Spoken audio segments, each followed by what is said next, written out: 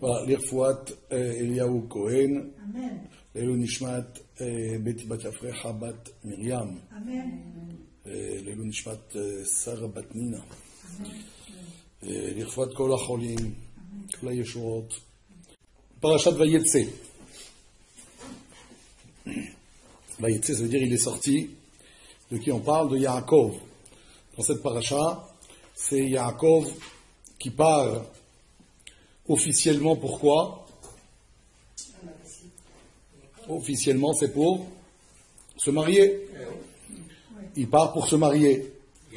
Mais en fait, ce qui n'est pas officiel, ce qui est officieux, c'est-à-dire pas tout le monde le sait, il part pour une autre raison. C'est quoi? À cause de son frère, bravo. Il part parce que son frère qui n'a pas reçu la bénédiction qui lui était due, veut le tuer. Esav, il s'est dit en lui-même que arrivent les jours où son père mourra, il s'occupera, il réglera le compte de Yaakov. Et ça, qui le sait? Rivka, la mère, elle le sait. D'où elle le sait? Puisqu'on a dit qu'il se l'est dit en son fort intérieur. Donc comment elle le sait? Elle le sait, Beruach HaKodesh. Par esprit saint, on lui a indiqué quelles sont les intentions belliqueuses de Esav. Et donc, ça, elle ne le dit pas à Yitzhak. Elle ne va pas dire à Yitzhak, Esav veut tuer son frère. Ça paraît impensable pour Yitzhak. Et lui, Yitzhak ne connaît pas le secret, on avait dit la fois d'avant, il ne connaît pas le secret que ses deux frères ennemis. Et donc, a priori, elle lui dit, officiellement, c'est quoi? Pourquoi elle veut que Yaakov parte? Pour qu'il trouve une femme dans le pays où elle a été envoyée. Mais pourquoi a-t-elle fait tout ce manège-là avec lui disant, va, prépare de manger? Qu'est-ce qu'il y a derrière ça? C'est parce qu'elle, elle sait que Yaakov, ça va être l'homme intègre, et que Esav, ça va être l'homme qui n'est pas est loin de ça, il est à l'opposé de ça. Et que l'un vit aux dépens de l'autre. Quand l'un monte, l'autre descend. Donc elle cherche à défendre ce qu'elle a toujours fait, c'est-à-dire la justice et la morale. Oui. Donc pour elle, c'est logique que si elle doit aider l'un d'entre eux, c'est aider Yaakov. Puisque elle sait, elle est au courant que c'est deux frères ennemis. Alors que le père ne le sait pas, et on n'a pas le droit de le dire, parce qu'on lui dit c'est un secret, que seul toi tu dois garder. Et c'est ça qui va faire que c'est elle qui va manigancer cette possibilité que Yaakov reçoive les bénédictions. Mais elle avait un désamour de Esav. Oui, parce que elle sentait bien que celui qui lui faisait du mal, c'était plutôt Esav. Esav, c'était le rouge. Le roux, c'était le roux qui était assoiffé de sang. Et ça va être comme ça toute sa vie. Et elle le sait.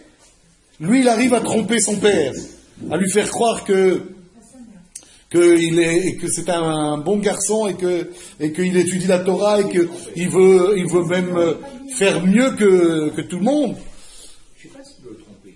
Peut-être qu'il veut tromper.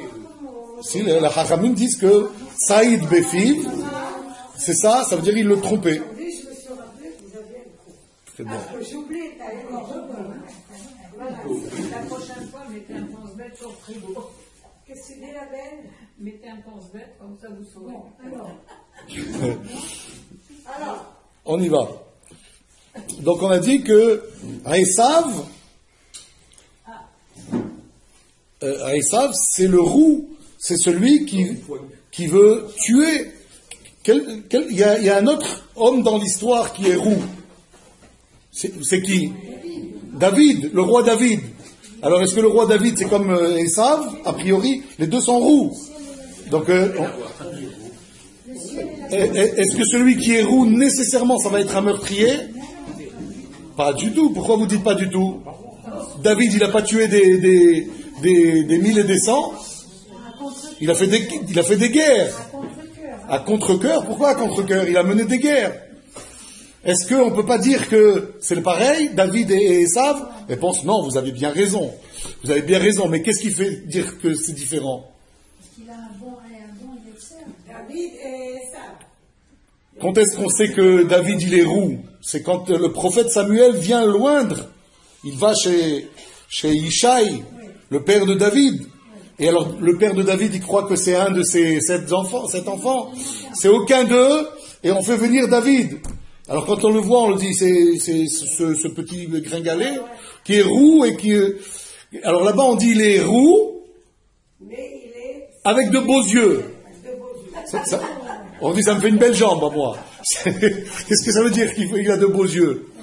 Là-bas, on dit, une des explications, il a de beaux yeux, ça veut dire que la rousseur qui, a priori, fait tendre une personne à vouloir être un meurtrier, la différence qu'il va y avoir avec Esav, c'est que lui, il va le faire dans l'esprit de la Torah. C'est-à-dire, c'est quoi les yeux? Les yeux, on dit, c'est le Beddin. Le Beddin qui nous disent où aller, c'est eux nos yeux. C'est eux qui nous permettent d'aller dans la légalité. C'est-à-dire que quand on va faire une guerre, c'est ce que va faire David, d'abord il va demander autorisation au Beddin. Est-ce que vous m'autorisez d'aller faire cette guerre? C'est ça toute la différence avec Esav. Lui, Esav, il questionne personne. Quand il a besoin de tuer quelqu'un, il va aller le tuer. Il ne va pas demander l'avis de qui que ce soit, si je peux tuer ou je ne peux pas tuer. Vous comprenez la différence? Et donc, la paracha précédente se terminait par, lorsqu'on a envoyé Yaakov pour aller chercher une femme, officiellement c'était ça la raison, officieusement c'était pour échapper aux intentions mauvaises de Esav, qui cherche à le tuer, et donc on n'est pas à l'abri d'un meurtre entre frères, puisque ça a déjà arrivé dans l'histoire. Caïn a tué Ève. Je sais pas, ça doit pas tellement nous surprendre. Nous on se dit, comment 2 frères, ils peuvent arriver là? Bah oui, c'est déjà arrivé. C'est pas seulement déjà arrivé, c'est arrivé dès le début de l'histoire. Donc il n'y a rien qui nous étonnerait dans ce domaine. Et donc, comme on envoie Yaakov se marier, Je fais la comparaison avec Dina, que Yaakov a caché Dina, pour ne pas qu'il se marie, pour ne pas qu'Esav la prenne. Et après, il a été puni parce que... Voilà, on va en parler, justement. Et donc, que fait Esav à ce moment-là quand il voit que Yaakov est envoyé pour chercher une femme? Qu'est-ce qu'il fait, Esav? Il cherche... Il y a un truc, ça s'appelle... Si Rivka va dans le pays de Canaan et n'épouse pas... Alors voilà, il va se marier avec une fille de famille. Quelle famille? Sa propre famille. La fille de Ishmaël, bravo. Et pourquoi il va faire ça? Pourquoi est-ce qu'il va se marier avec la fille de Ishmaël? Il est déjà marié ou il n'est pas déjà marié, lui? Il est déjà marié. Avec combien de femmes? Non, pas 2. Il en a 2. Oh. C'est déjà pas mal. Il en a déjà 2. Ok? Et ces 2 femmes, elles viennent d'où? C'est des filles du pays. Des filles du pays. Et ces filles du pays-là, elles ont quoi de particulier? Pourquoi on veut pas laisser Yaakov se marier avec une des filles du pays? C'est méchant. Parce qu'elles étaient méchantes. Ça veut dire quoi méchantes? Ça veut dire, mis à part que l'idolâtrie, bon, c'est même ailleurs, ça, même en dehors du pays, on trouve l'idolâtrie. Donc l'idolâtrie, c'est peut-être partout. Oui? Mais il y a une différence au niveau du derech eretz, de la qualité, de la... On n'avait pas moralité. moralité. La moralité, elle était aussi, comment dire, elle laisse à désirer ailleurs.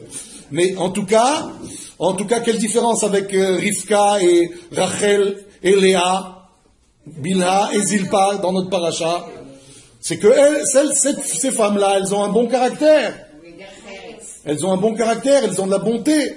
Alors que les filles de Heth, elles étaient mauvaises. Où est-ce qu'on voit qu'elles étaient mauvaises, par exemple? Jusqu'à maintenant, les Noirs sont mauvaises avec leurs enfants. C'est marqué dans la paracha précédente.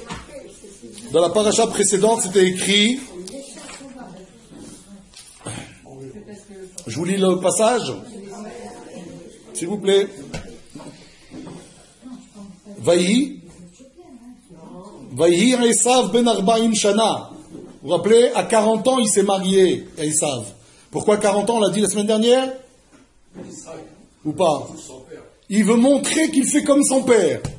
Regarde papa, moi aussi je fais comme toi. Toi tu t'es marié à 40 ans, regarde, moi aussi à 40 ans je me suis marié. Mais alors quelle femme il a pris?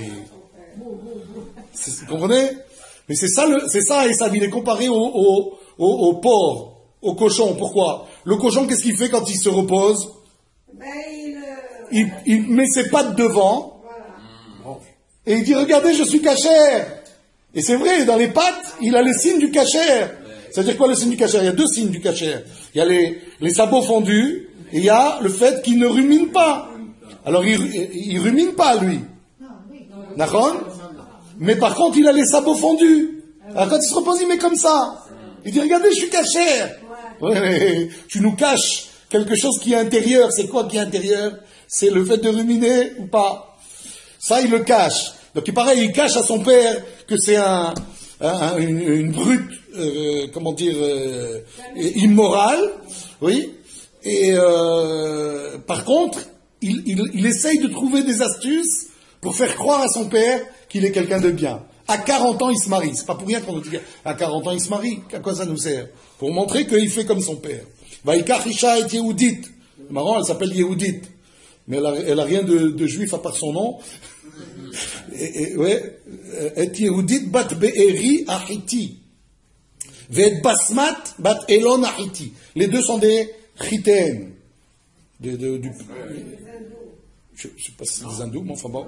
Et alors le pasuk dit, Vatiyena morat ruach leItzhak ul Rivka. Ces deux femmes-là, elles furent morat ruach.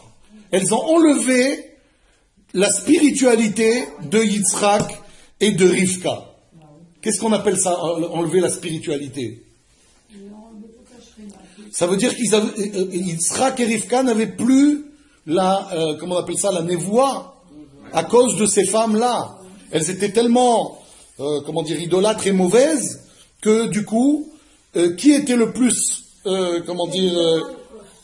incommodé par cela? On dit d'ailleurs qu'il va devenir aveugle, c'est le pasuk suivant. Il ne voyait plus. On dit une des raisons pourquoi il ne voyait plus, c'est parce qu'elle faisait des encens pour les idoles.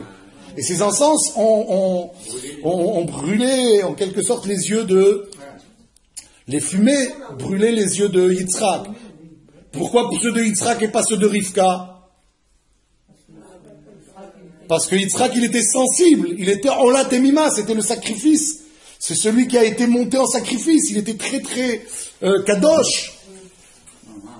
Et donc, c'est sûr que lui, il en avait les yeux sensibles. Elle était éloignée de tous ces sens, parce qu'elle était près de Jacob. Elles étaient les femmes de leur fils, les femmes de leur fils, qu'est-ce que vous voulez faire? Oui, mais elles étaient... Et deux, il en a pris deux. Ça, c'est pas comme son père. Son père, il a pris une. Lui, il en a pris deux. Et les deux étaient catastrophiques. Et donc, elles étaient mauvaises. Elles enlevaient le rouach, morat rouach. Elles levaient tout le rouach de Yitzhak et de Rivka. Pourquoi plus de Yitzhak que de Rivka? Normalement, une belle fille, ça fait plus de mal à qui? À la belle-mère ou au beau-père? À la belle-mère, a priori. Oui? Alors on dit non, Yitzhak et Rivka. Pourquoi on a commencé par parler de Yitzhak avant Rivka? Parce qu'il aimait, lui. Parce que Rivka, elle connaissait ce milieu. Elle connaît ce milieu de son père et de son frère du pays dans lequel elle venait. Les hommes, ils étaient mauvais. Donc elle connaît. Bon, les femmes, elles étaient bien, mais les hommes étaient mauvais, donc elle connaît ça. Donc ça l'a pas tellement, comment dire,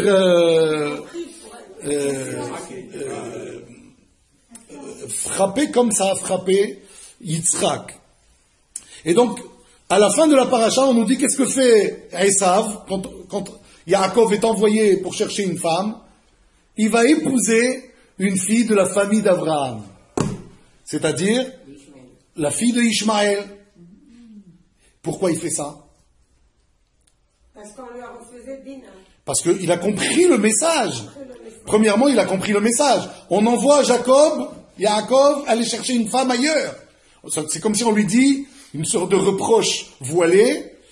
Ouais, toi, tes femmes, elles valent rien. Puisqu'on envoie Yaakov ailleurs. C'est la raison officielle. Et donc, qu'est-ce qu'il veut faire Esav? Il veut montrer que il veut montrer qu'il est sensible à ce message. Et donc il va épouser. Mais quelle est l'erreur? Encore une fois, c'est l'erreur la gravité du porc. C'est quoi? Qu'est-ce que cache ce mariage?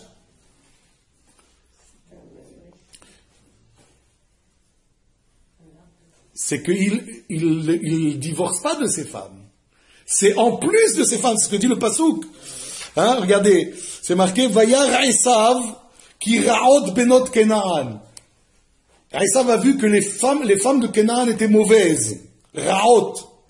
Be'ene Yitzhak Aviv. Aux yeux de Yitzhak Aviv. C'est intéressant, le verset, qu'est-ce qu'il dit? Aux yeux de Yitzhak. Et pas aux yeux de Rivka. Non, les yeux de Yitzhak ont été frappés, de cela. Donc ils étaient mauvaises, ces filles de Canaan, aux yeux de Yitzhak Aviv. À prendre dans les deux sens. Pas aux yeux seulement il pensait d'elle. On dit aux yeux, ça veut dire une expression. Aux yeux de Yitzhak, elles étaient mauvaises. Au sens propre et au sens figuré. Au sens propre, c'est qu'il a eu les yeux aveuglés par ces filles-là. Ils n'avaient pas le droit d'avoir plusieurs femmes. Alors, Vayelech Esav. Bien sûr que oui. C'est ce que va faire Yaakov d'ailleurs. On peut dire que c'est pareil. Oui et non, vous allez voir. Donc il a vu qu'elles étaient mauvaises. Vayelech Esav el Ishmael. Que fait Esav? Il va chez Ishmael. Vayikach et Mahalat. Il va prendre une fille qui s'appelle Mahalat. Bat Ishmael ben Avraham. La fille de Ishmael, fils d'Avraham. Pourquoi on nous dit fils d'Avraham? On sait bien que Ishmael c'est le fils d'Avraham. Il veut montrer qu'il prend une fille de la famille. Pas une fille du pays. Achot nevayot al nashav. Et le verset rajoute sur ces femmes. C'est-à-dire quoi sur ces femmes? En plus de ces femmes. Attends, mais tu es en train de dire que tu vois qu'elles sont mauvaises. Donc normalement tu aurais dû les divorcer et prendre une autre femme si tu voulais faire bien. Mais sous tout ça, chez Esav, c'est de la vitrine. Faut pas oublier que Esav, c'est que de la vitrine. Regarde, papa, tu vois, je te montre que je prends une fille du pays comme Yaakov va prendre une autre fille. Ok? Mais en fait, Al-Nashav, mais tu as gardé quand même tes deux autres femmes. Lo Leisha. Pourquoi je vous ai dit ça? Parce que Vayetse Yaakov mi Be'er Shava. On nous dit, Yaakov, c'est le début de notre paracha, il est sorti de Be'er Sheva. Vayelech Harana, il est parti en direction de Haran. Oui? Qu'est-ce que dit Rashi? Rashi dit, tu sais, quand on a quel est le lien avec la paracha précédente? Pourquoi tu m'as parlé d'un autre sujet? C'est Esav. Avant de parler de Esav, tu m'avais dit que le père a envoyé son fils aller chercher une femme. Tu as parlé ensuite de Esav et tu reviens sur Yaakov. On dit le sujet principal c'est qui? Yaakov. Esav, c'est une petite parenthèse. Tu sais pourquoi j'ai ouvert cette parenthèse? Parce que c'est le message qui a été donné à Yaakov que Esav a voulu montrer qu'il avait reçu. Pas 5 sur 5. Il avait reçu une partie de ce message. Mais c'est une parenthèse. Esav, c'est une parenthèse pour Dieu. La Torah, c'est qui? C'est Dieu. C'est Dieu qui vient et te dit, voilà ce que je veux que tu vois. Donc le sujet principal, ça va être Yaakov. C'est toute une paracha sur lui, ses mariages et ses enfants. Quand on va nous parler de Esav, on t'a parlé en rapide. On a ouvert une parenthèse, on la referme rapidement, et là on attaque le sujet principal, Vayetse Yaakov mi Be'er Sheva. On veut nous dire aussi ici, Vayetse Yaakov, il sort de Be'er Sheva. Qu'est-ce qu'on a besoin de me dire ça, qu'il sort de quelque part? On le sait où est-ce qu'il est. On sait qu'il est à Be'er Sheva. Ses parents y habitent. Ses grands-parents y habitaient.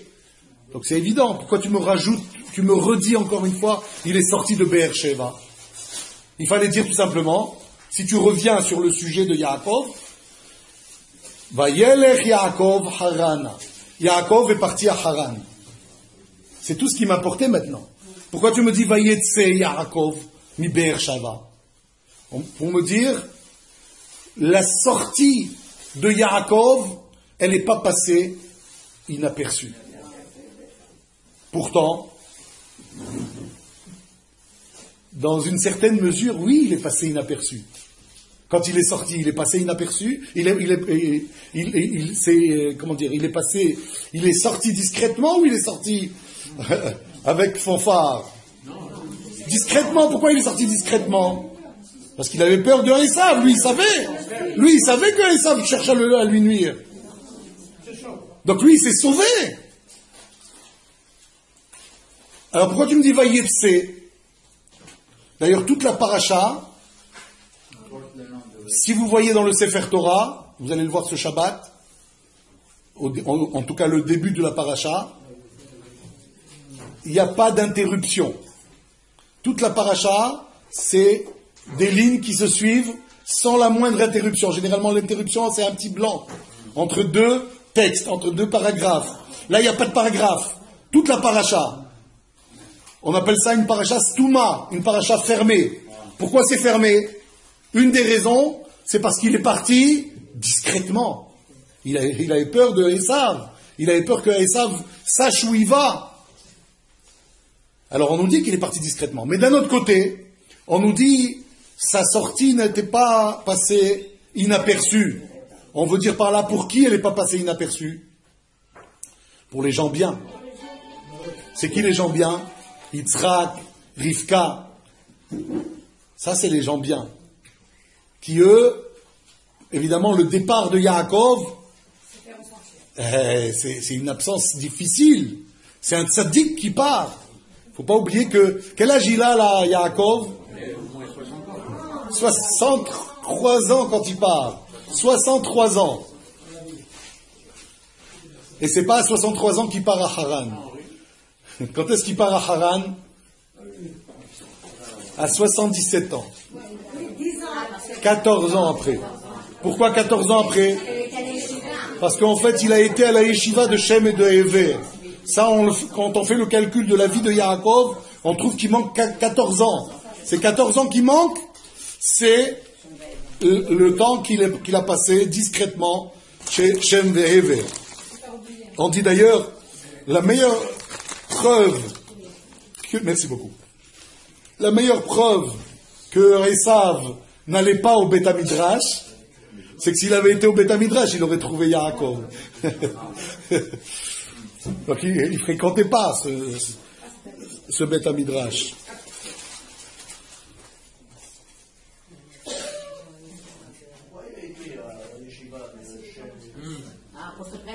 Alors,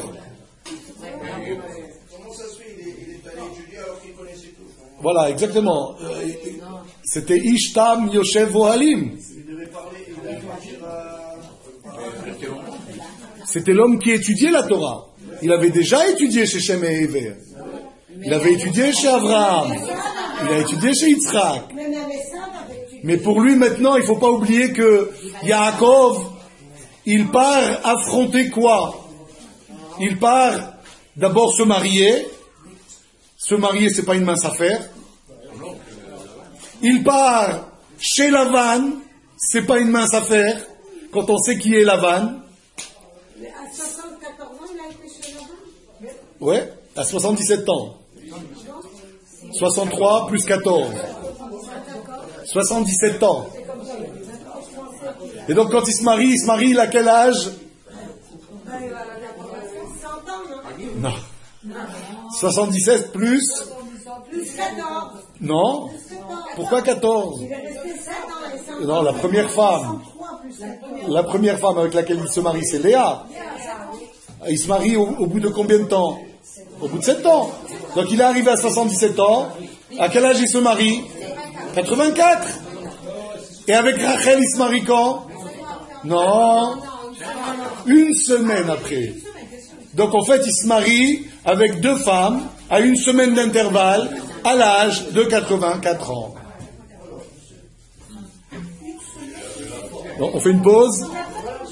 Baruch ata Adonai Eloheinu melech haolam borei minei mezonot.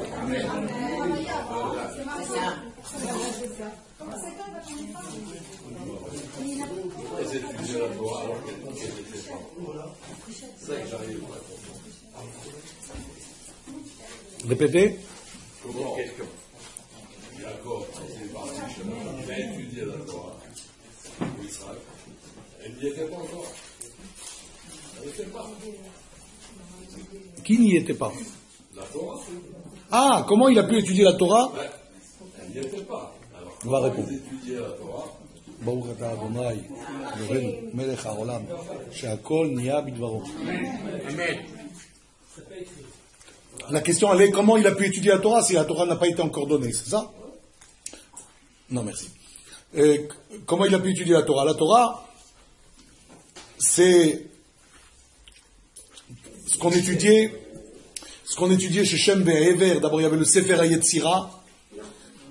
Il y avait tous les témoignages de la création du monde, les témoignages du déluge. Et puis, il y avait par la névoie, par la prophétie, un certain nombre, les Shivra Mitzvot Ben Noach, il y avait les lois qu'ils avaient de par de par la névoie, non pas Pirkei Avot, mais la morale, oui, effectivement, la morale, la Mishnah, la Torah, ils connaissaient la Torah, la Mishnah. On va le voir ici dans Yaakov. Qu'ils apprennent le début de la Torah. C'est pas la Torah sous la forme qui nous a été donnée, mais c'est la Torah dans le sens des mitzvot. Les 613 mitzvot, ça, il le savait. Qu'il faille mettre les téphilines, ça, il savait. Qu'il faille faire la circoncision, il savait. Qu'il faille faire le Shabbat, il savait. Les fêtes, il savait. La preuve, il faisait les matzot. Quand il a fait des matzot, c'était Pessah. Pourtant, Pessah n'a pas eu lieu puisque c'est la sortie d'Égypte, ça va avoir lieu plus tard. Comment ils ont fait matzot? Ça veut dire que le principe des matzot à Pessah, ils connaissaient. Maintenant, pourquoi les Juifs sont sortis à Pessah? Parce qu'il fallait que ça arrive au moment où cette notion de matzot, elle y est. Et Abraham, il a fait des matzot. Lot, il a fait des matzot. C'est marqué dans le texte. Matzot afa. Aux mêmes périodes que de Pessah. Ils mangeaient les matzot. Et c'était Pessah. Mais ça correspondait pas du tout à... C'est comme ça qu'on sait que la naissance de Yitzhak, c'était à Pessah. Moi, après, elle m'a souvenu parce qu'elle n'avait pas vécu encore. Encore une fois, Pessah pour eux, c'était pas la sortie d'Égypte, puisqu'elle n'est pas encore la sortie d'Égypte. Mais ils savaient que Pessah, c'est le temps de la liberté. Ils savaient que Pessah, c'est le temps des matzot. Ils savaient que Pessah, ça a le contenu que nous, on connaît aujourd'hui, après la sortie d'Égypte. Et la sortie d'Égypte n'a eu lieu qu'à Pessah, qu'au printemps, parce que ça correspond à l'identité de cette fête que connaissait Abraham et Yitzhak déjà bien avant. Comprenez? Et donc, on nous dit ici, donc il connaissait la Torah, ils ont appris chez Shem et Ever. Et on vient nous dire que Yaakov, quand il est parti, c'est un tzaddik qui part de l'endroit, c'est-à-dire de Be'er-Sheva. À Be'er-Sheva, il y avait 3 tzaddikim. Yitzhak, non, Abraham était mort déjà. Il y avait Yitzhak, Rivka et Yaakov. Pourquoi quand Yaakov part, on nous dit Vayetse, c'est le tzaddik qui part et ça laisse une empreinte. Pourquoi on n'a pas dit pour Abraham? Parce que Abraham, quand il partait avec sa femme. Et il ne laissait pas des tzaddikim quelque part là où il partait. Par contre, là, quand Yaakov partait, il laissait là-bas ses parents qui étaient des tzaddikim. Et c'est évident que pour les tzaddikim, le ressenti de l'absence de Yaakov, elle est énorme. Pas seulement pour eux, pas seulement pour les tzaddikim. Même pour les gens, on va dire normaux, qui ne sont ni des tzaddikim ni des rechaïm. Pour eux, bien sûr, ils ressentent l'absence de Yaakov. Yaakov, c'était un homme bien. C'était un homme qu'on aimait croiser, pas comme Esav. À quoi est comparé le juste dans ce passage? On dit au soleil. Le soleil, il envoie ses rayons un peu partout. Ouais, il y a de la lumière et il y a de la chaleur. Là où il y a des rayons de soleil et là où il n'y a pas de rayons de soleil. Est-ce que le soleil a une influence? Si, dans la chaleur, dans la lumière. Même s'il n'y a pas les rayons du soleil qui vont directement, il y a quand même une influence. Le tzaddik, il n'est pas seulement une influence directe, il y a aussi une influence indirecte. Et ça laisse une marque. Et aussi, on peut dire que Yaakov, quand il part, c'est aussi une absence pour Shem, pour Ever. Alors d'abord, il passe un temps chez Shem et Ever. D'abord, il se construit. Ah oui, mais tu vas te marier trop tard. Ah ouais, 84 ans. C'est un problème? Non, c'est pas un problème. Pourquoi c'est pas un problème d'abord? Ça nous arrange même. Pourquoi ça nous arrange? Les sœurs, il y avait la mort.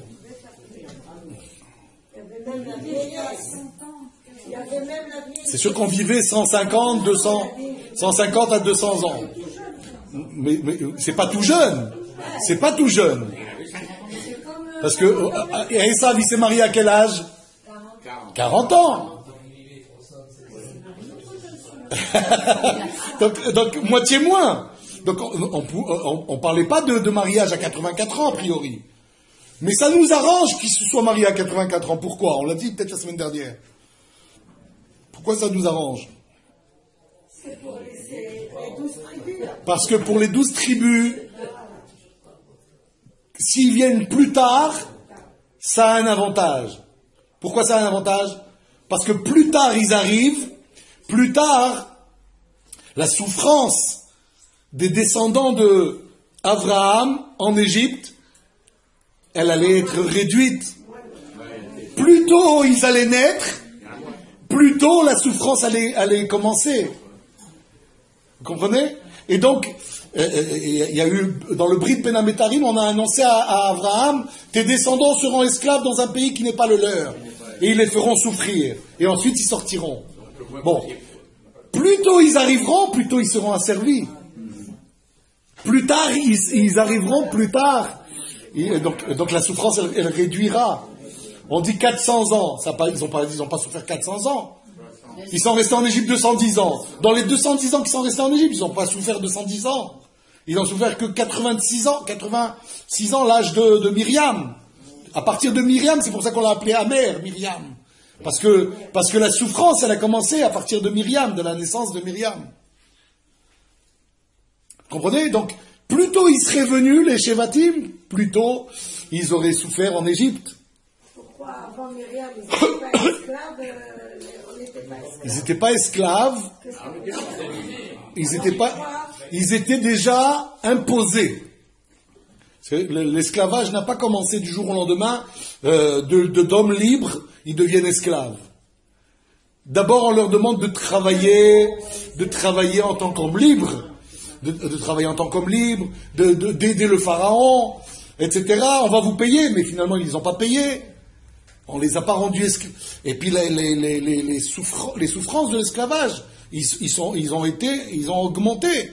Chaque fois, ils ont augmenté la cadence et les souffrances du peuple. Donc, comprenez bien ici, quand on nous dit Vayetse Yaakov mi Be'er Sheva, on veut nous dire que Be'er Sheva s'est vidé d'un de ces tzadikim les plus importants. Yaakov, qui était Ish Tam Yoshev Ohalim. D'autant plus que à qui il laisse le champ libre? À Esav. Et Esav, qui c'est qui le supporte, Esav? Personne. Même les mauvaises gens, c'est la guerre entre eux. Même les mauvaises gens, c'est la guerre entre eux. Hein, c'est-à-dire que même les Réchaïm, ils sont contents qu'il y ait quelqu'un comme Yaakov et pas comme Esav. Esav, c'est celui qui est, comment dire, le guerrier, qui est celui qui fait du mal aux autres. C'est le mafieux. Et donc on nous dit, Vayetse Yaakov, mi Be'er Sheva. Le mot Be'er Sheva, il y a dedans les lettres de Shem et de Ever. Shem et Ever se trouvent dans le mot mi Be'er Sheva. Parce que on nous dit que la yeshiva de Shem et de Ever se trouvait à Be'er Sheva. Et donc, alors, quand on dit il est sorti, on veut nous dire quoi? Quand est-ce qu'il est sorti? 14 ans après. Voilà pourquoi c'est une autre paracha. C'est une autre paracha. Il est parti, on nous dit dans la paracha précédente. Et là, on nous dit il est sorti. Ah là, quand tu dis il est sorti, c'est quand il est sorti après son étude. Après 14 ans d'études. Pourquoi il devait faire 14 ans d'études? Tu avais posé la question. Parce que là, il part au Galout. Là, il part en dehors d'Israël. Là, il part. Qu'est-ce qu'il va demander à un moment? Il va dire, si Dieu il me donne du pain à manger, et s'il me donne un vêtement pour porter, alors je ferai ceci, je ferai cela. Oui? Qu'est-ce qui est gênant dans ce pasouk? Dites-moi tout. Il pouvait demander beaucoup plus. Oui, il aurait pu demander beaucoup plus, mais lui, bon, il est de sa noix, il est discret, ok? Il cherche pas à avoir le beurre et l'argent du beurre. Il n'y a pas une autre explication pour Beersheba? Attendez, on va y arriver. Je suis sur une question. Là. Vous avez compris la question ou pas? Je répète. À un moment, il va dire dans la paracha de la semaine, il va dire, si Dieu me donne du pain à manger et un vêtement un vêtement à porter, alors je donnerai le maaser, je ferai ceci, je ferai cela. Ok? Qu'est-ce qui gêne dans ce pasouk? Une gêne manifeste. Qu'est-ce qui est gênant dans ce pasouk? Vous connaissez, vous, du pain qui n'est pas à manger? S'il avait dit, si Dieu me donne du pain et un vêtement, alors je ferai ce que j'ai à faire. Pourquoi dire du pain à manger? Ben oui, le pain c'est pour manger. Comprenez la question? On ne dit pas du pain à manger. On dit du pain. Si Dieu me donne du pain, pourquoi rajouter à manger? C'est évident que tu veux qu'il fasse avec du pain. Et après il dit un vêtement à porter. Qu'est-ce que tu veux faire avec un vêtement? Ben oui, c'est pour porter. Un vêtement c'est fait pour être porté. Pourquoi il rajoute ces mots-là dans la Torah? La Torah, elle ne rajoute pas un mot pour rien. Alors, il y a deux explications que je vais vous dire ce soir. Il y en a peut-être d'autres encore. Une des explications, c'est quoi? C'est on peut avoir du pain et pas pouvoir manger si on est malade. Vous comprenez? On peut être malade et pas pouvoir manger. On dit, bien sûr, je veux du pain, mais je veux du pain que je peux manger. Je veux des vêtements que je peux porter. Mais si je suis tous les jours en pyjama parce que je suis malade, je peux pas les porter. Vous comprenez? Donc c'est évident que je veux le pain et le vêtement, mais en bonne santé. Ça, c'est une réponse. Une deuxième réponse, c'est comme je vais bechutz la'aretz, je vais en dehors d'Israël. Oui? Là, je sais ce que j'ai ici. Le pain, je peux le manger. Mais est-ce que là où j'irai, je pourrais manger le pain? Peut-être qu'il y aura du pain, mais je ne pourrais pas le manger. Quoi, il faudra que moi je me fasse mon pain? Il faudra que moi j'aille chercher du blé? Non, je demande du pain tout prêt, à manger. Imaginez que chez Lavan, on fasse du pain, mais du pain qui est interdit à la consommation. Qu'est-ce que vous en faites? Et les vêtements aussi ou pas? Sha'atnes, par exemple. Il y a des vêtements interdits, j'ai pas le droit de le porter. Vous voyez que Yaakov, il pense aussi à ce qu'il a étudié. Est-ce qu'il a étudié la Torah? Oui. Il connaît la cacheroute. Il connaît l'interdiction de porter de la laine et du lin. Donc, évidemment, quand il demande à Dieu du pain, c'est pour pouvoir le manger, qu'il soit autorisé à l'endroit où il va aller, parce que c'est le galout. Vayetse Yaakov mi Be'er Sheva. Avant de sortir, il étudie, parce qu'il sait qu'il va affronter pas seulement Lavan, pas seulement il va fonder une famille, mais il va aussi affronter un milieu qui est hostile, un milieu qui n'a rien à voir avec tout ce que Abraham a, développé dans le pays où il était.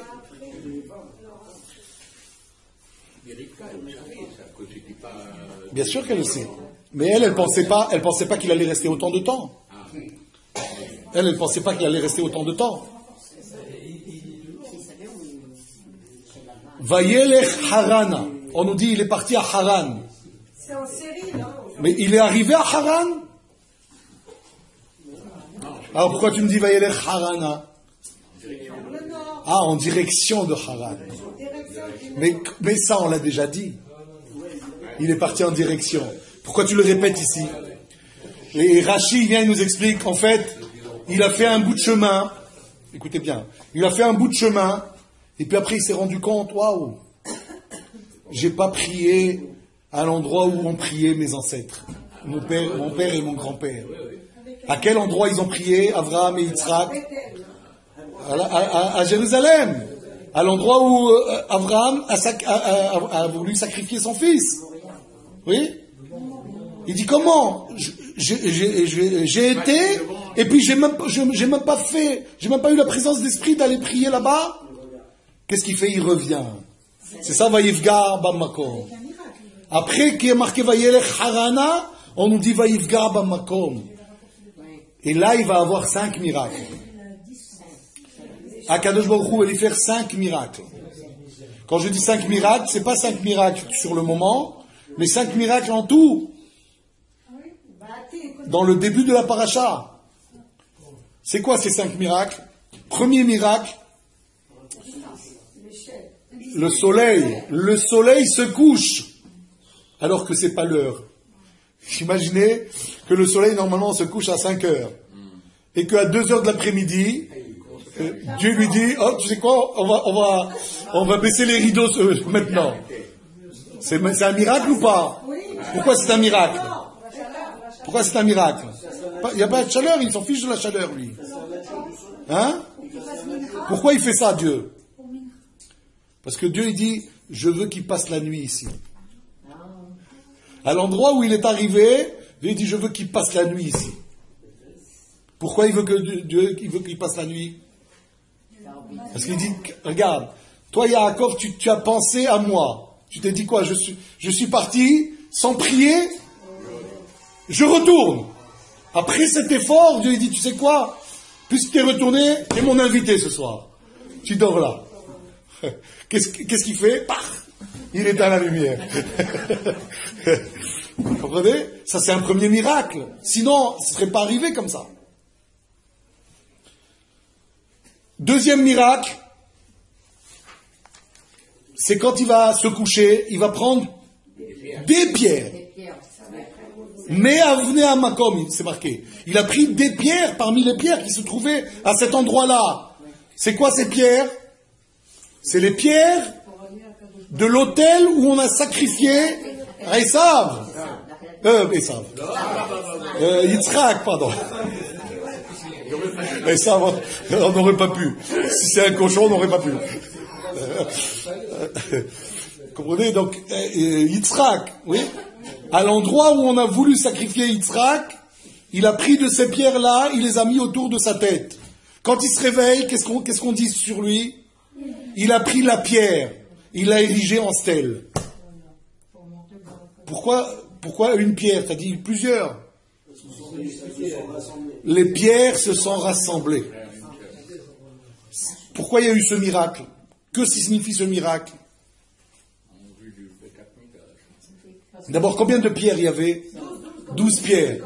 Déjà, on lui indique tes 12 pierres, elles vont être unies. Les 12 shvatim, c'est toi qui vas les avoir. Ton grand-père et ton père n'ont pas eu cette chance d'avoir ces 12 enfants. Pire, ils ont eu 2 enfants chacun, et les 2 enfants, il y en a eu un bon, un mauvais, 50-50. 50%, 50%. Mais toi, tu vas avoir 12 enfants, et les 12 enfants, en statistique, c'est difficile. Hein, si sur 2, il y a 50-50, sur 12, on aurait pu imaginer qu'il y a au moins 4 ou 5 qui fichent le camp. Les 12 vont être Shema Israël, Hashem Elokeinu, Hashem Echad. À la mort de Yaakov, quand Yaakov il leur pose la question, est-ce que vous êtes tous avec moi? Shema Israël, écoute Israël, Hashem Elokeinu, Dieu est notre Dieu, on est avec toi à 100%, Hashem Echad. Dieu est un pour nous 12, pour nous 12. Pas pour nous 12, pour nous 12. Oui? Et c'est ça Hashem Echad. Voilà le Even Echad. Une seule pierre. Voilà pourquoi il va ériger cette pierre. Donc ça, si c'est un miracle qu'on lui fait, 12 pierres qui deviennent une stèle, c'est un miracle. Pourquoi on lui fait ce miracle? Pour lui indiquer, le mariage vers lequel tu pars maintenant, ça va être quelque chose de costaud. Ça lui donne quoi à Yaakov? Des ailes. Quand on lui dit ça, quand il voit ces miracles, ça lui donne des ailes. Donc ses efforts n'ont pas été vains. Quel est l'autre miracle? Le raccourci. Troisième. Quand il va partir, on dit il est parti, il est arrivé. Comment il est parti, il est arrivé? 3 jours de marche normalement. Il y a 3 jours de marche pour arriver à Haran. Comment il est parti, il est arrivé? Sur le tapis volant. Raccourci. On lui a fait un raccourci. C'est possible? Oui. Il n'y a plus de distance pour les tzadikim. Vous comprenez? Ça aussi, c'est un miracle qu'Akadosh Baruch Hu lui fait pour lui indiquer que c'est un tzadik, que Dieu il aime et qu'il est avec lui. Quand il arrive près du puits là-bas, un autre miracle. Il faut plusieurs personnes pour pousser la pierre. Et lui, il voit arriver Rachel. Il dit, tiens, je vais essayer quand même. Il va, pouc, ça se pousse tout seul. Encore un miracle. Et un dernier miracle. Au lieu de puiser L'eau est montée et débordée du puits. Quand tout le monde a vu ça, ils ont compris qui était Yaakov. Ce bonhomme-là, il ne faut pas le lâcher. C'est une bénédiction pour notre pays. Vous imaginez, ils n'ont jamais vu ça. Un puits qui monte, et lui, il pousse la pierre tout seul. C'est Hercule, ouais. C'est la pierre Hercule. C'est la pierre Hercule.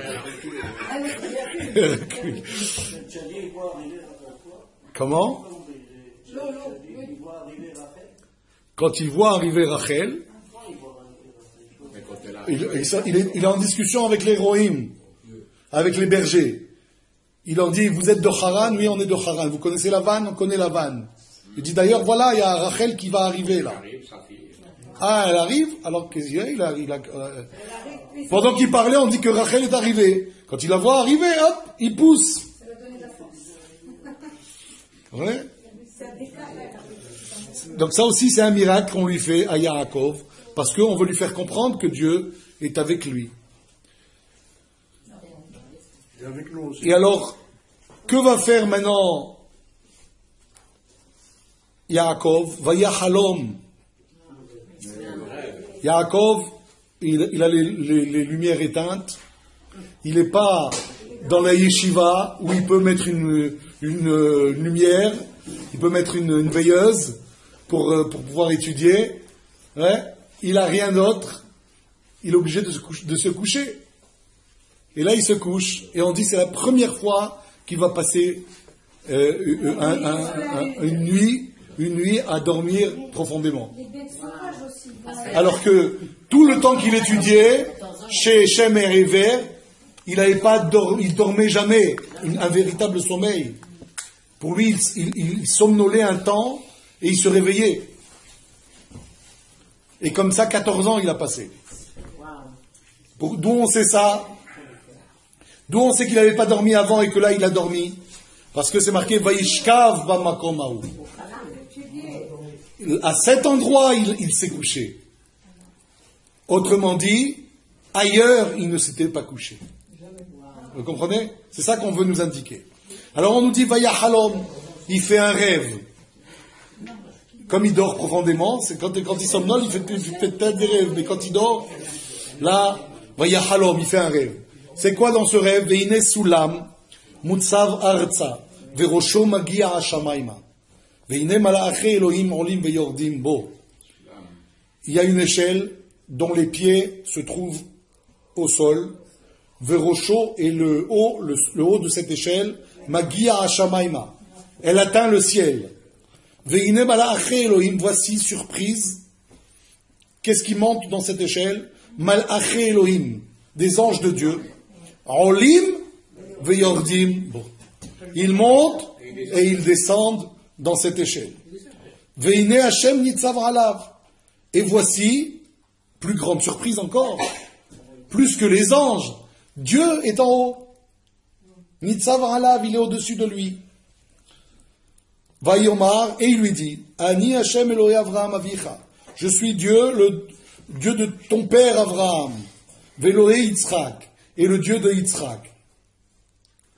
Haaretz asher ata shochev alea, lecha etenena ulzaraecha. La terre sur laquelle tu t'es couché, je te la donne à toi et à tes descendants. Combien de terre il a donné à ses descendants? 2 mètres sur 2 mètres. C'est ça qu'il a donné à ses descendants. Chouma. Qu'est-ce que ça veut dire ça? La terre où tu t'es couché, je te la donne. Il fallait dire, là, cette terre, je te la donne. Rashi, il vient et dit, cette terre où tu t'es couché, c'est tout Eretz Israël qui est plié sous toi. Tout Eretz Israël est plié sous toi. Cette terre-là, je te la donne. Je ne sais pas si vous imaginez, Dieu lui fait un paquet. Eretz Israël, plié, empaqueté, c'est pour toi. C'est ça, Asher ata shochev alea. Évidemment, il est dans un rêve. Nous on se dit, oh, ça veut dire il a plié la terre, ça veut rien dire. Si, c'est dans un rêve. Et Dieu lui dit, tu sais, cette terre, regarde, elle est pliée déjà pour toi. Elle est pour toi. Et tes descendants. C'est un magnifique rêve que fait Yaakov. Le rêve, par rapport à la réalité, c'est quoi? On dit, dis-moi à quoi tu penses, je te dirai ce que tu rêves. Oui? À quoi pense Yaakov? Il pense à des choses comme des malachim, il pense à des choses comme Akadosh Baruch Hu qui vient lui parler. C'est ça les rêves de Yaakov. Le pharaon, lui, quand il rêve, qu'est-ce qu'il rêve? Il rêve des vaches. 7 vaches grasses et 7 vaches maigres. Oui? Il rêve des épis de blé, parce que pour lui, c'est l'économie de son pays. C'est à ça qu'il pense toute la journée. Comprenez? Donc dis-moi à quoi tu penses, je te dirai qu'est-ce que tu rêves. C'est le rêve de Yaakov. Et donc lui, il rêve d'un soulam. Que représente cette échelle? Puisqu'on a dit que c'est un beau rêve que pense. Yaakov, cette échelle, c'est quoi? Une échelle d'abord où montent et descendent des anges. Ce qui ne va pas dans ce rêve a priori, c'est les anges auraient dû d'abord descendre et ensuite monter. Il fallait dire Yordim ve'olim, bon, puisque les anges sont censés venir de là-haut. Pourquoi on dit à l'envers? On dit non. Le pshat, c'est quoi? C'est qu'il y a des anges qui t'accompagnent. Ceux-là, c'est les anges d'Eretz Israël. Ceux-là, ils vont remonter, puisque tu vas maintenant en Chutz La'aretz. C'est pas les mêmes anges. Ceux qui vont descendre, c'est d'autres anges qui, eux, sont de Chutz La'aretz. Vous comprenez? C'est pas les mêmes anges. Pourquoi on dit Olim? C'est ceux qui sont de Eretz Israël, qui vont partir, et les autres qui vont descendre. Mais ça, c'est le pshat. Il y a d'autres explications. C'est quoi ces anges qui montent et qui descendent? C'est les mitzvot, c'est les prières, c'est les sacrifices, c'est la Torah. Tout ça, ça représente une échelle. C'est Soulam. Et cette Soulam, il a quoi? Les pieds en bas et le sommet là-haut. Qu'est-ce qu'on veut dire? On veut dire que ce que tu es toi d'abord, c'est cette échelle. Toi, tu es modeste, tu as les pieds sur terre, tu cherches pas à t'envoler. Ouais. C'est ce qu'il va dire à Alger. Tu me donnes du pain et des vêtements, c'est bon. Donc c'est quelqu'un de modeste. Il cherche pas à avoir, il demande pas à Dieu, je sais pas moi, la richesse ou je sais pas quoi d'autre. Le minimum vital, il demande. On dit, celui qui est comme ça, il faut savoir qu'en haut, il est Rosho Bashamaima. Ça veut dire il a la tête acceptée là-bas. Il est accepté, il est honoré, il est apprécié. C'est pareil avec la prière. La prière, c'est ce que l'on envoie ici. On a l'impression que j'ai parlé, j'ai dit quelques mots. On a l'impression que c'est rien. On dit que les gens, ils comprennent pas la valeur de la prière. Ils savent pas quelle est la grandeur d'une prière. C'est effectivement quelque chose de terrestre. J'ai l'impression de parler à quelqu'un. Mais en fait, je m'adresse à Dieu. Ça va jusque là-bas. Et de là-bas redescendent. Tout ce que j'ai demandé, je le reçois. Yaakov, il prie, il reçoit. Yaakov, il étudie, il reçoit. On vient de voir tous les miracles qui ont été faits pour lui. Comprenez? Ça, c'est une indication de cette échelle. C'est la Torah, c'est aussi ça. Quand tu étudies la Torah, tu as l'impression, qu'est-ce que tu fais? Attends, mais comment je vais me nourrir? Ça va venir.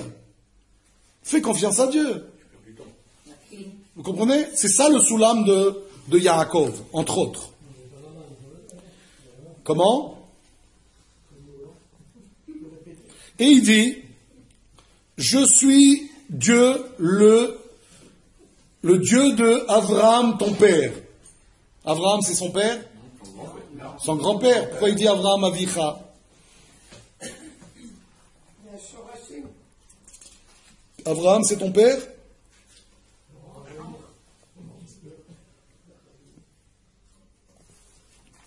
Pourquoi on dit ici Abraham Avicha? Pour dire que quand quelqu'un, il étudie chez un maître, ce maître, il est comme son père.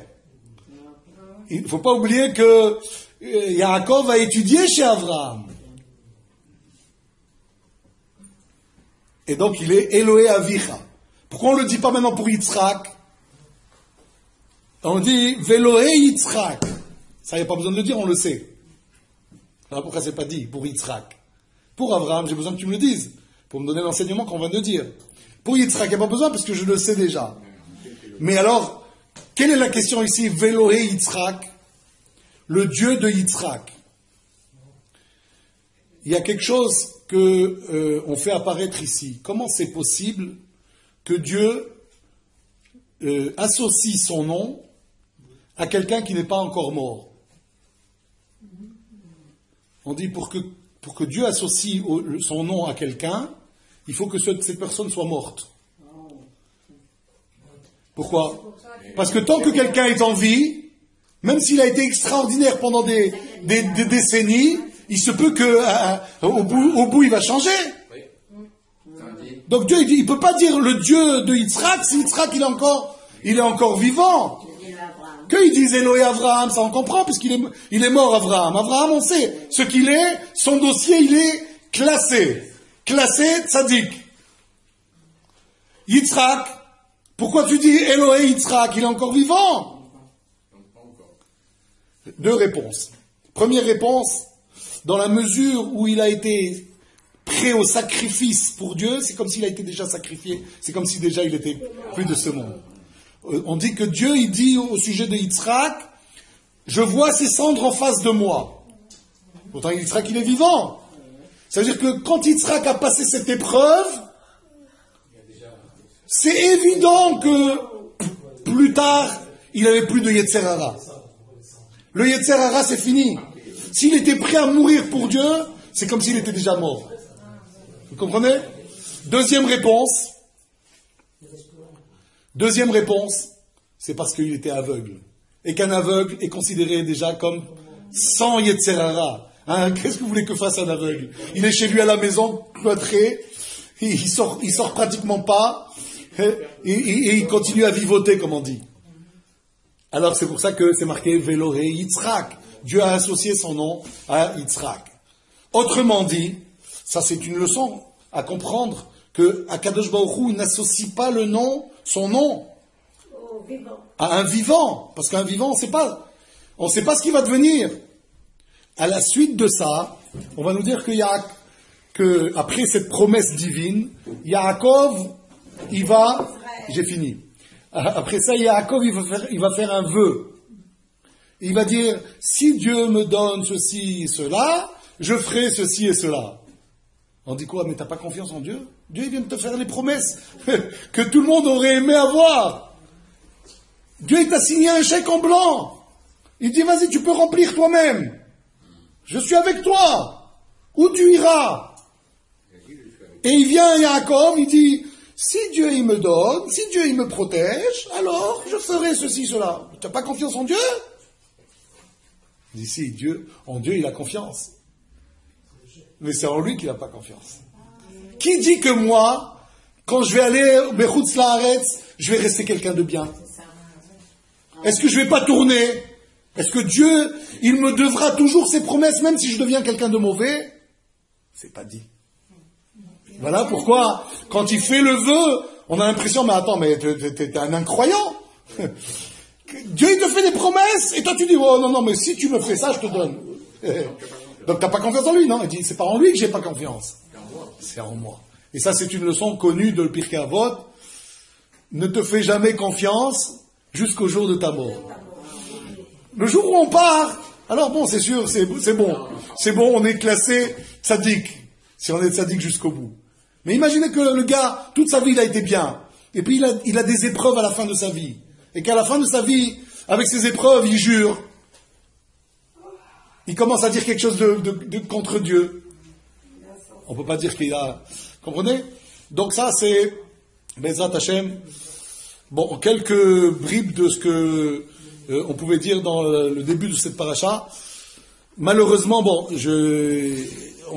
juste pour vous donner l'envie pas de revenir, mais d'ouvrir un peu plus le livre ce Shabbat et avant ce Shabbat peut-être. Donc on a parlé de Yaakov qui était sur le départ, le rêve de Yaakov qui arrive au puits. Ça aussi c'est un passage important, il y a plein de choses très très intéressantes. L'engagement de Yaakov, on vient d'en parler, la rencontre avec Rachel. Il y a des perles, il y a des perles à connaître. Bon, malheureusement, on n'a pas le temps d'en parler. Le temps est fini. Yaakov, quand il arrive chez Lavan, quand il va dire, par exemple, je travaille 7 ans pour Rachel, et à un moment, il va dire, il a vu ces 7 ans comme quelques jours. Comment on peut comprendre ça? Quand nous on aime, qu'est-ce qui se passe? On dit, mais c'est pas possible, 7 ans, waouh, c'est impossible, comment je vais faire? D'accord? Alors, on peut pas tenir 7 ans. Comment lui dit 7 ans, c'était une babiole. Une babiole, s'est marié. Il faut comprendre ce que c'est. Donc les 7 ans, c'est une semaine alors? Non, les 7 ans, c'est... Non, vous parlez, vous, entre les deux femmes, il n'y a eu qu'une semaine. Mais ça veut dire qu'il a travaillé encore 7 ans. Mais il a eu déjà... il l'a eu avant. Bon, il y a la tromperie de Lavan, qui là aussi, ça demande beaucoup d'approfondissement. La naissance des Shvatim, chacun son nom. Qui va donner les noms aux Shvatim? C'est les femmes, la plupart. Les femmes, elles ont été, si vous voulez, les instigatrices de toutes ces tribus. C'est merveilleux. Yaakov, ensuite, il travaille pour son compte à lui, après ce qu'il a travaillé avec le malhonnête Lavan. Après, il va y avoir le retour de Yaakov, tout ça c'est dans la paracha de cette semaine. Le retour de Yaakov vers chez ses parents. Rachel qui va subtiliser les statuettes.